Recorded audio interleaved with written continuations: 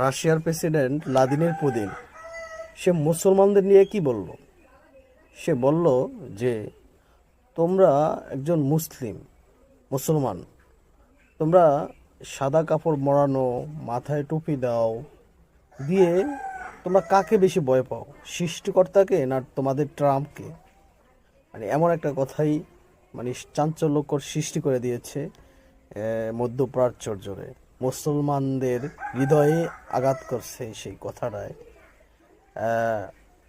যাই হোক, যারা বোঝার সে অবশ্যই বুঝবে। ইতিমধ্যে আপনারা জানেন যে আজকে বৃহস্পতিবারে আবারও নতুন করে রাশিয়া, ইরান এবং যুক্তরাষ্ট্রর বৈঠক হবে।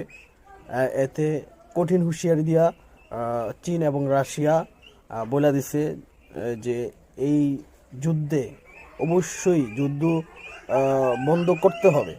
এই মধ্যপ্রাচ্যর জোরে কোনো হানাহানি হবে না, এমন একটা কথাই বলে দিয়েছেন।